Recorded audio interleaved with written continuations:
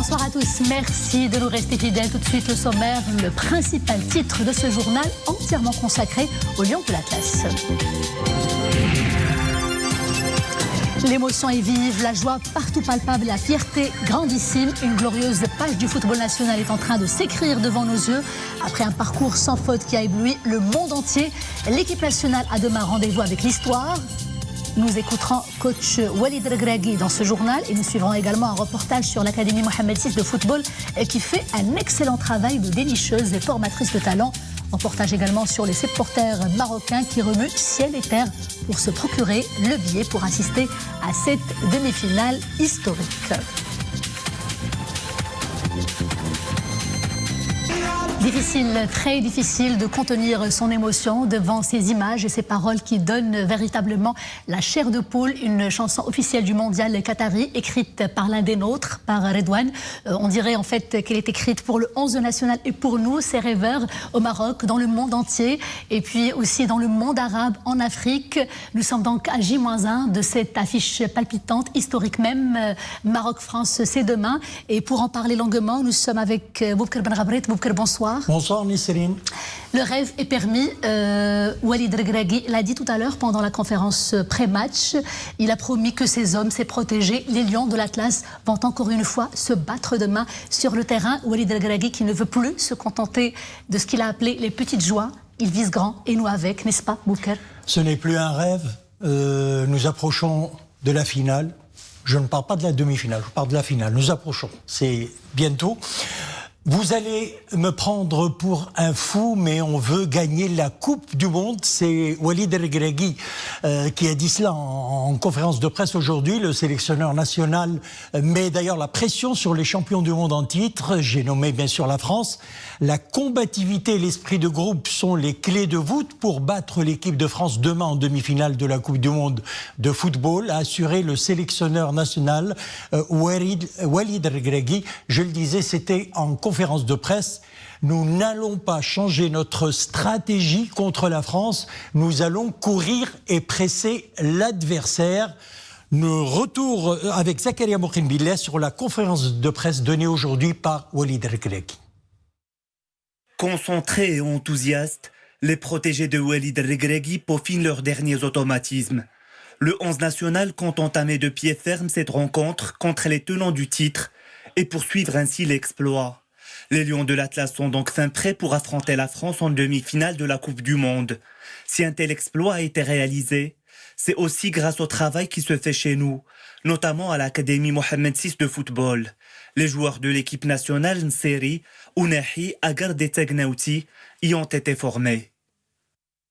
On a la chance que Sa Majesté, que Dieu l'assiste, a mis beaucoup de moyens pour faire progresser le football au Maroc. Et c'est aussi en grande partie sa réussite aujourd'hui, d'avoir créé l'académie, d'avoir mis les moyens dans les installations au Maroc, avec la création de beaucoup de stades, beaucoup de terrains d'entraînement.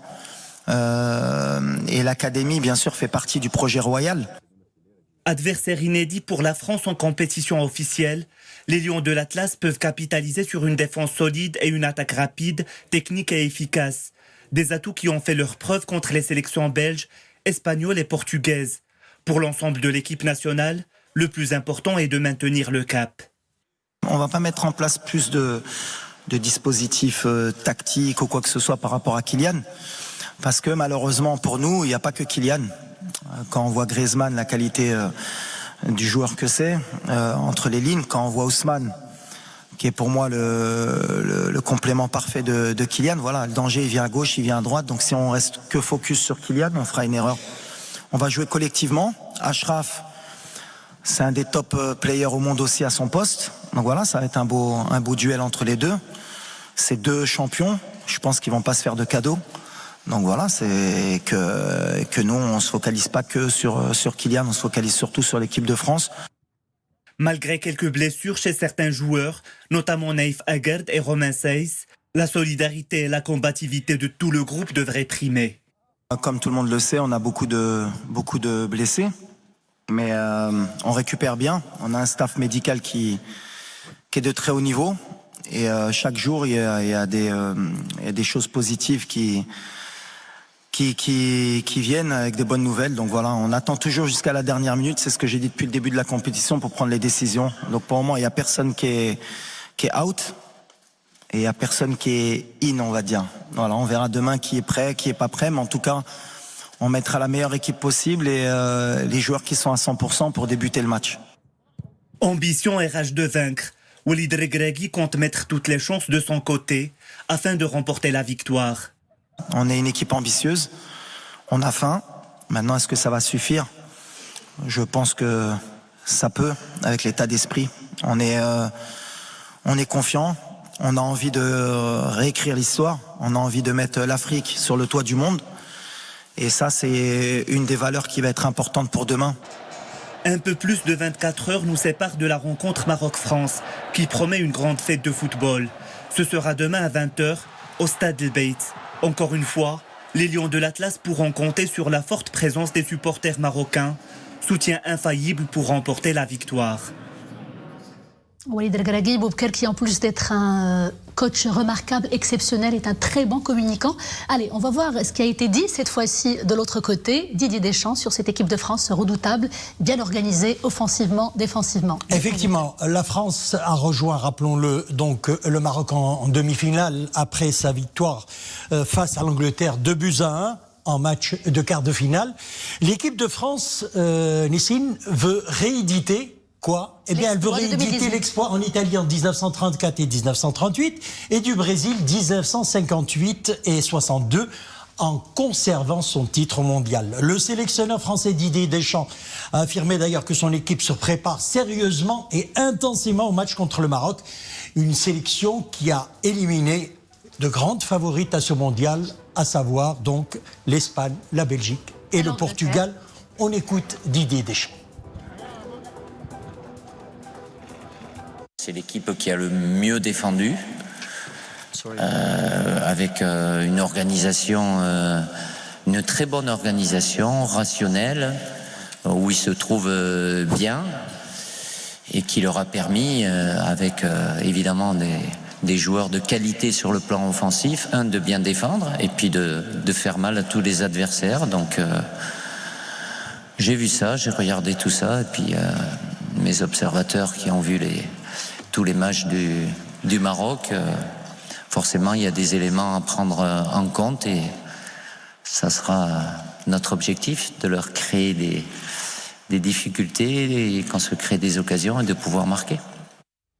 Comme tous les entraîneurs présents au Qatar, Didier Deschamps a été impressionné par la qualité de jeu de l'équipe nationale, mais également par celle de certains joueurs. J'ai nommé Ziyech ou Ounahi, nous l'écoutons. Voilà, c'est un joueur qui a cette capacité à changer le visage de l'équipe de par ce qu'il fait, parce que c'est quelqu'un qui a un gros volume de jeu, qui amène sa touche technique, évidemment dans un rôle un peu différent, mais qui lui va très bien, parce que pour lui, je l'ai déjà dit, il prend autant de plaisir à défendre, à faire un tacle que de faire une passe, mais il n'est pas là, bien évidemment. Son premier rôle, c'est pas de récupérer des ballons, mais à chaque fois, avec sa patte gauche, il a une capacité à éclairer le jeu, et puis avec un état d'esprit. Voilà, c'est quelqu'un qui a toujours pensé collectif avant tout, et qui a une générosité au-dessus de la moyenne. Voilà, quand il a parlé de pied gauche, on a deviné que Didier Deschamps parle de Hakim Ziyech. Très bien, Boubacar, ce Hakim Ziyech infatigable sur le terrain, qui a été titulaire pendant tous les matchs et qui a joué dès non-stop et qui a fasciné justement par la qualité de son jeu et sa combativité.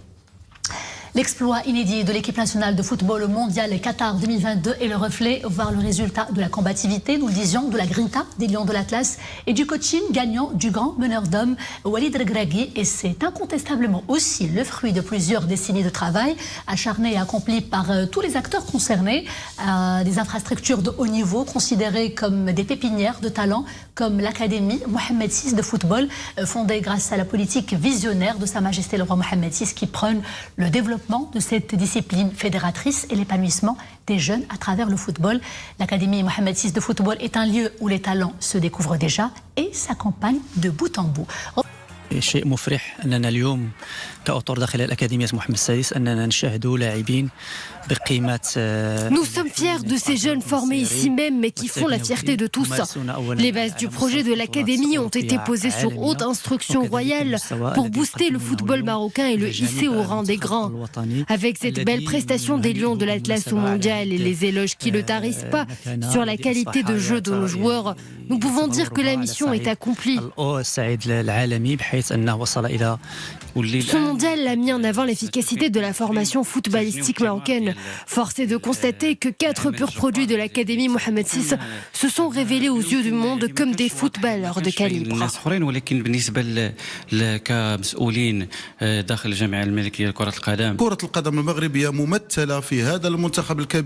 Le football marocain est aujourd'hui reconnu sur le plan mondial. On peut se féliciter de l'apport de notre centre de formation qui n'a rien à envier à celui des grandes nations footballistiques.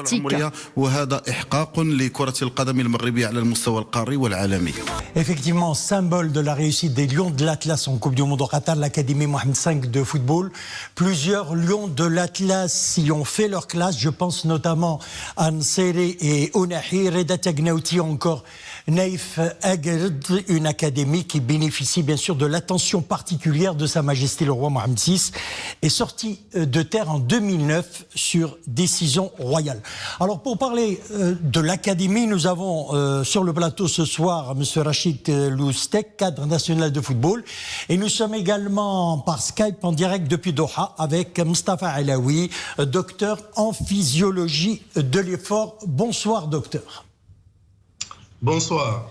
Alors nous allons revenir à vous. Tout d'abord, Rachid Loustek, on vient de voir ce reportage sur l'Académie Mohamed VI de football. Je le disais, plusieurs joueurs qui font partie des Lions de l'Atlas ont fait leur classe à cette académie. C'est un apport considérable pour le football et pour le sport au Maroc. Bonsoir M. Bouker, merci pour l'invitation.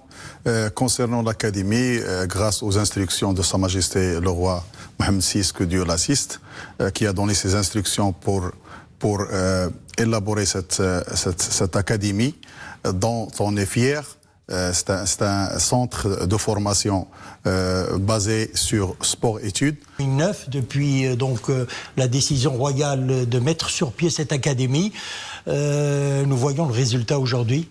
Je le disais, plusieurs joueurs de l'équipe des Lions de l'Atlas, qui sont enviés par plusieurs clubs européens aujourd'hui, sont sortis de cette académie. Oui, bien sûr, ces joueurs qui illustrent la formation complète, et académique et efficace, qui a donné ses fruits par la représentativité de ces joueurs au sein de notre équipe nationale, dont nous sommes très fiers. Il y a aussi d'autres joueurs qui évoluent au championnat national. Effectivement. Ashraf Barqi à l'équipe de Touarga. Il y a d'autres joueurs qui évoluent au club de l'OCK, au club de Orkoz. Donc ces joueurs, ils sont formés par des cadres compétents. On peut citer Zmrat Abdelwahed, les cadres de l'Institut Royal de formation des cadres de la Miss ex-jeunesse, ministère Jeunesse et Sport, les frères Belmehdi, Mahmoud Sebki, Tariq Khazri, ainsi que des cadres étrangers qui complètent la formation. Alors Rachid Loustek, bien sûr, vous êtes avec nous. Nous allons aller à Doha. Retrouver docteur Mustafa Alaoui, docteur en physiologie de l'effort. Et avant de parler de la récupération, nous le disions, pour le match de demain, parlons un petit peu de l'académie. Vous avez suivi le reportage avec nous. Effectivement, on voit selon la vision, la philosophie de Sa Majesté le Roi Mohamed VI, que le bon Dieu le glorifie. Donc, c'est une vision à long terme. On sait très bien, pour former un champion, ce sont à peu près le minimum de 10 000 heures de formation, 10 000 heures de travail, selon la recherche, selon Bailey. Donc, si tu ne vas pas accumuler ce nombre, ça pourrait étaler sur entre 10 ans et 14 ans de travail pour aller chercher ce produit final d'un champion qui va être compétitif à l'échelon international. Donc, on salue son Altesse Royale de sa vision, et qu'on voit maintenant, on récolte les fruits, qu'on voit on a d'autres joueurs qui sont en demi-finale, c'est la Coupe du Monde, donc demi-finale de la Coupe du Monde. Donc alors, il faut justement, docteur Alaoui, là on arrive bien sûr à ce match Maroc-France demain. Nous avons eu des matchs très intenses avec de grandes équipes et des équipes favorites. On disait cela avant de jouer le Portugal, problème de récupération. Nous avons récupéré, nous avons fait le match qu'il fallait faire. On fera, j'espère, la même chose face à la France demain. Inch'Allah, parce que ce qu'on voit, alhamdoulilah, tous les moyens sont là, donc on voit les joueurs, on voit ça dans la face des joueurs, on voit ils sont joyeux, ils sont contents, parce que la récupération, on le voit pas simplement sur le côté physique, on le voit aussi sur le côté mental, sur le côté psychologique, sur la façon avec laquelle la dynamique du joueur sur le terrain. Donc on voit que Dieu merci que nos champions, nos joueurs, ils commencent à récupérer comme d'autres. C'est sûr et certain qu'il y a quelques difficultés, comme tout le monde. Il y a des blessures, il y a des blessures, il y a aussi le rythme. C'est pas le rythme, mais avec la façon avec laquelle on joue en défense. C'est une défense qui nous coûte un petit peu plus au niveau énergétique, au niveau musculaire, au niveau psychologique. Et on essaie de faire deux lignes, deux blocs. C'est sûr que l'adversaire, il nous fait courir un petit peu. Docteur. Mais voilà. Oui. Alors, on va revenir à cela. Là, je me tourne vers Rachid Loustek. Maroc-France, est-ce que ça va être un autre match? Une autre tactique? On a joué la même tactique face au Canada, face à l'Espagne, face au Portugal. À mon avis, il n'y aura pas de changement. Face à la Belgique? Il n'y aura pas de changement. Qu'est-ce qui vous fait dire cela? D'après les déclarations du coach Walid Regragui, qu'on félicite, donc il a dit qu'on va faire notre jeu et on va jouer avec nos moyens. Donc je ne pense pas qu'on est en demi-finale et on va changer de stratégie. Je pense que le plan de jeu, le système de jeu, le 4-3-3... Mais peut-être que le système de jeu l'a bien compris, Didier Deschamps. Bien sûr. Mais il y a toujours des points forts et des points faibles. Au début... Walid Regragui a peut-être des cartes. Au début, Walid il a fixé des objectifs avec ses joueurs. Donc il y a la motivation, il y a l'endurance psychologique il y a une bonne récupération, ils ont bien récupéré, on a exploité l'académie Aspire par nos frères qataris. Donc il y aura tous les moyens, toutes les conditions sont favorables pour faire l'exploit demain, Inch'Allah. Je vais intervenir peut-être très rapidement par rapport à cela. On dit qu'on ne change pas une équipe qui gagne. Mais finalement, ce serait peut-être bien que Walid Regragui surprenne un peu l'adversaire et ne serait-ce que pour lui brouiller un peu les pistes. Je pense pas. Donc, il va garder l'ossature, même ossature.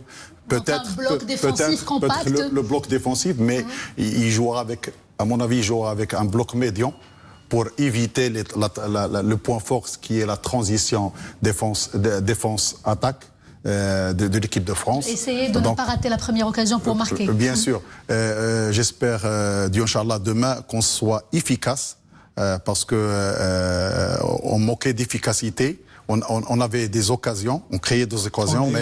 Oui, il faut être efficace. Je pense que demain, ces petits détails feront, Inch'Allah, ils seront en notre faveur, Inch'Allah. Restez avec nous. Nous allons poursuivre donc ce journal entièrement consacré aux Lions de l'Atlas. La performance remarquable des Lions de l'Atlas, justement, au Mondial Qatari, est aussi portée par ce fabuleux public. Ces femmes et ces hommes de toute catégorie d'âge que l'on voit pendant chaque match au gradin, entonner avec ferveur l'hymne national et lançant sans répit des messages d'encouragement. Eh bien, ça continue, car nous avons encore demain un rendez-vous avec l'histoire. Pour l'affiche des demi-finales contre les Bleus, le public marocain, le 12e homme des matchs, sera encore plus étoffé. La Royal Air Maroc annonce d'ailleurs une offre historique de près de 30 vols Casablanca-Doha opérés par des avions gros porteurs. Les détails tout de suite en compagnie de Myriam El Missi, Hassan Zeki et Fatma Tebbout. Une file d'attente interminable.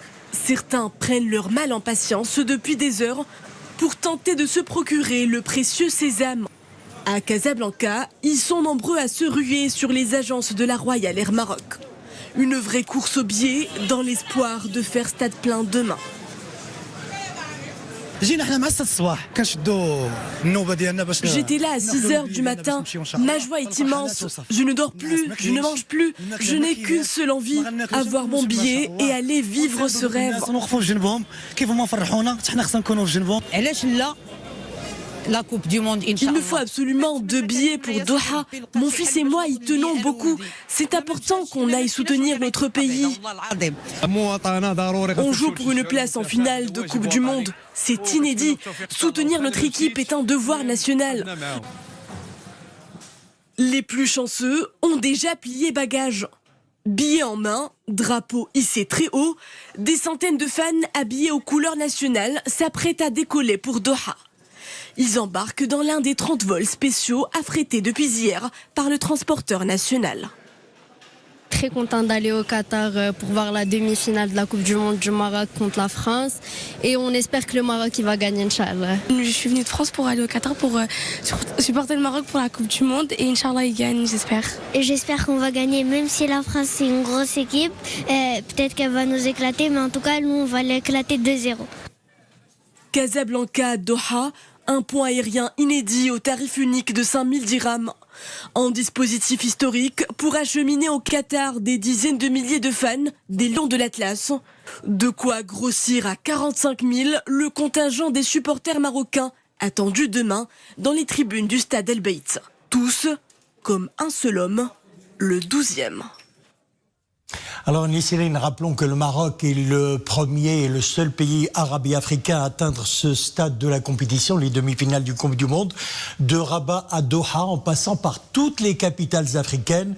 C'est le même cri de joie et d'encouragement pour les Lions de l'Atlas. Et c'est effectivement une fierté partout ressentie, Boubacar. Nous allons en parler d'ailleurs. Le Maroc, pays donc pluriel, ouvert sur toutes les cultures et fidèle à ses racines maghrébines et africaines et arabes aussi, suscite tout naturellement partout l'espoir de voir cette formidable équipe marocaine concrétiser le grand rêve et pourquoi pas remporter le précieux sésame. C'est le mondial de tous les possibles en tout cas, et l'état d'esprit de Walid Regragui et de ses protégés nous a bel et bien montré que l'impossible n'était pas marocain. Allons voir dans ce reportage comment nos frères des pays africains, des pays d'Afrique subsaharienne particulièrement nous encouragent. Le moins que l'on puisse dire, c'est qu'ils vivent tout aussi un moment historique d'allégresse. Dominique Orlando et Jihad Libri. Au départ de cette Coupe du Monde 2022 au Qatar, il y avait 5 pays africains parmi les 32 nations qualifiées à Doha. Le Cameroun, le Ghana, la Tunisie, le Sénégal et le Maroc. Seuls les lions sénégalais de la Teranga et nos lions à nous de l'Atlas ont pu accéder au stade des 8e de finale avant que le Maroc ne se détache résolument pour atteindre à ce jour le dernier carré prestigieux des demi-finales. Déjà, c'est historique pour le Maroc, historique également pour l'Afrique. Une première équipe, une première nation africaine à accéder à cette phase-là de la Coupe du Monde. Ça va être une belle demi-finale, mais il faut le dire, la France est championne du monde quand même. Mais le Maroc a un mot à dire. Et puis, attaquant africain, vraiment, je veux que le Maroc gagne la France. Moi, je pense que le Maroc va gagner. Parce que le Maroc est plus performant que la France. Au niveau de l'équipe et tout. Bon, la France, c'est Mbappé seulement, mais le Maroc, ça, c'est une équipe. C'est l'Afrique qui gagne, en tout cas. Toute l'Afrique est debout pour soutenir le Maroc, pour qu'ils battent la France. Je pense que le Maroc va gagner la France. Parce qu'actuellement, le Maroc a en confiance. Et puis bon, en Coupe du Monde aussi, il n'y a pas de petite équipe. Là où le Maroc est arrivé, ils sont en confiance pour gagner. En tant qu'Africaine, l'objectif, c'est que le Maroc gagne la France. On aime aussi les Français, mais en tant qu'Africain, on se préfère. Donc, ça serait idéal si le Maroc est champion du monde. On vous soutient, les gars. Allez, foncez. Vous êtes les meilleurs. Vous serez les champions du monde. Aux côtés de toute la nation marocaine, il y a donc aussi toute l'Afrique qui soutient de toutes ses forces les lions de l'Atlas. À travers tout le continent, mais également à travers toute sa diaspora disséminée aux 4 coins de la planète. Je vous ai vu sourire, Boubacar, des témoignages qui font chaud au cœur, car ça raconte finalement une fraternité qui ne date pas d'hier. Bien sûr, le Maroc aujourd'hui représente toute l'Afrique à cette Coupe du Monde et tout le monde arabe aussi. Nous allons en savoir un peu plus sur cela et les impressions de Dr Mustapha Alaoui, je rappelle docteur en physiologie de l'effort. Alors, docteur Alaoui, vous êtes sur place, vous avez eu du mal peut-être cet après-midi à décrocher votre ticket pour le match de demain.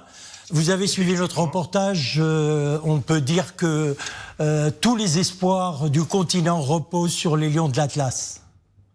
C'est très apprécié, M. Boubacar, et pour l'invitation et pour votre reportage incroyable. Je viens d'arriver de l'aéroport de Doha, de Hamad Aéroport, où j'étais avec le comité organisateur qui distribue les billets. Donc, j'arrive bientôt, même pas 2-3 minutes. Il y avait minimum des environs de 16 à 17 vols qui sont déjà arrivés. Donc, on a pris sur les 30 prévus. Oui, on a accompagné les arrivants, les spectateurs, les Marocains de l'aéroport de Hamad Airport. On était allé dans une zone, fan zone, puis on les a, ils s'étaient bien installés. Puis après, on a organisé les lignes et l'ambassade du Maroc qui a fait un très très bon boulot avec la présence de monsieur l'ambassadeur. Donc on commence à distribuer les billets, ça veut dire le passeport marocain avec le boarding pass. Donc, minimum qui a... Oui. Donc, docteur Alaoui, tout se passe très bien pour l'instant. Donc, le 12e homme, ça sera le public demain. Et tout le monde poussera de la voix.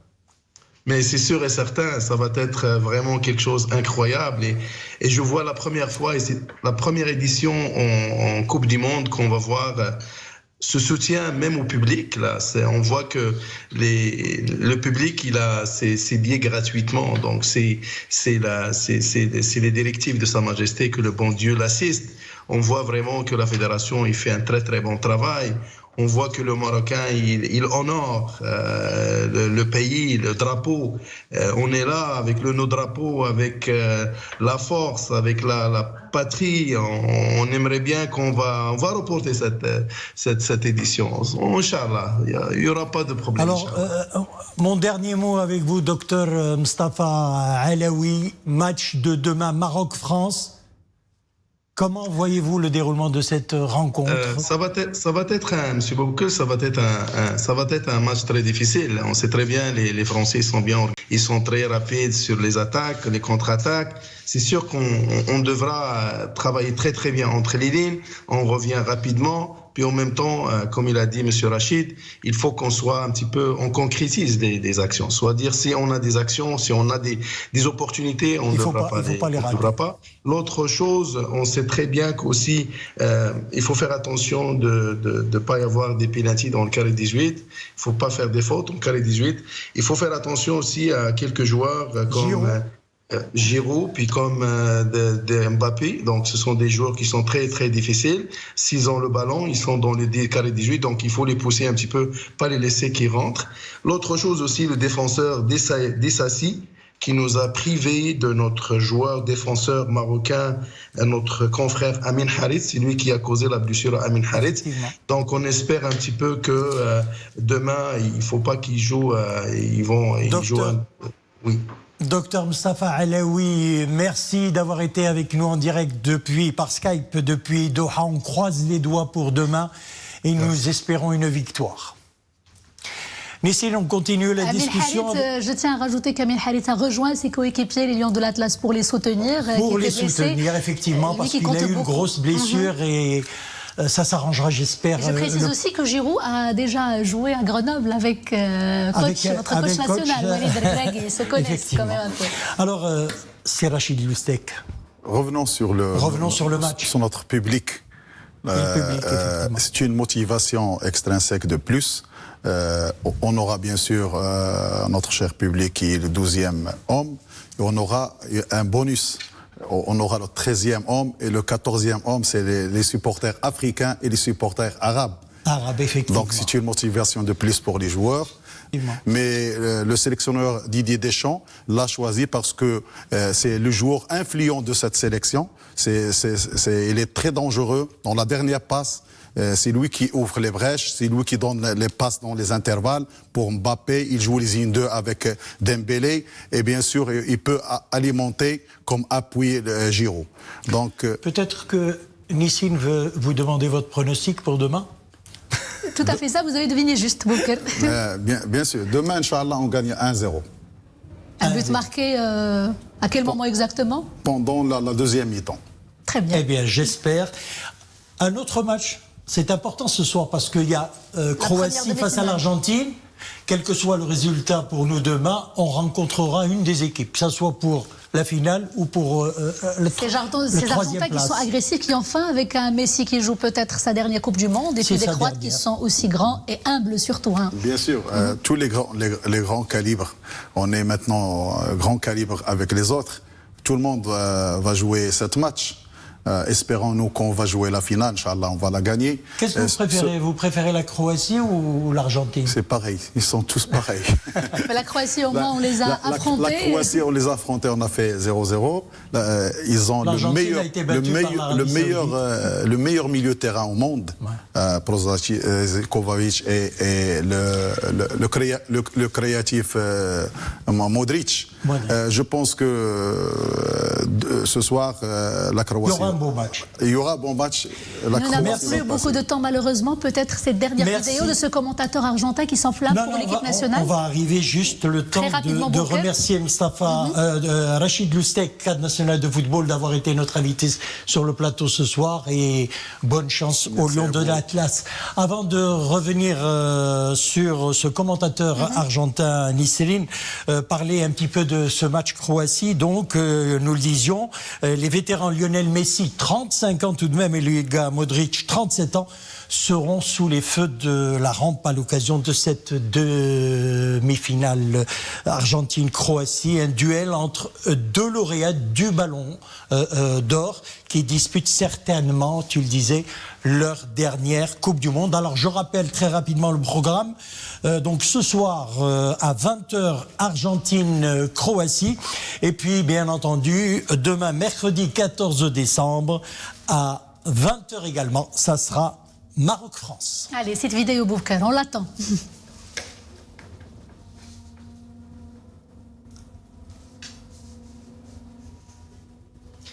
Eh bien la vidéo, c'est un commentateur. Je vais dire tout simplement qu'il est argentin. Il commentait le match. C'est un commentateur radio. Il commentait le match, bien sûr, entre le Portugal et entre l'Espagne, pardon, et le Maroc. Je vous laisse écouter. On en parlera tout de suite. Gracias a Allah dirán lo que se arrodillan.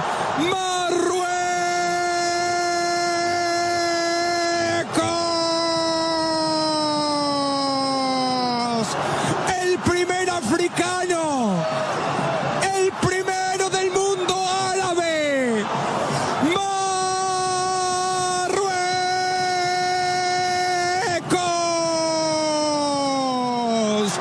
el mata gigantes, sacó a Bélgica, sacó a España y ahora sacó a Portugal. Espera Inglaterra o Francia, Marruecos en la semifinal de la Copa del Mundo, no se puede creer, por el amor al fútbol, por esto vivimos, Marruecos, el Golden City se mete a la siguiente fase, a 90 minutos de una final, Marruecos a la semifinal de la Copa del Mundo. La pausa, volvemos. Boubker, c'est incroyable, c'est ce qu'on appelle en Amérique latine l'école du cri. Moi, en tout cas, ça me rappelle ce commentaire historique de Hugo Morales qui commentait le Mexico 86, le but du siècle de Maradona. C'est cela en fait. Mais je ne sais pas là, dans quel état sont ses cordes vocales depuis. On le saura peut-être après. Mais bravo à lui tout de même. En tout cas, notre Marruecos était au cœur de cette belle vidéo. Merci Boubker et à demain. Merci à notre invité. Merci.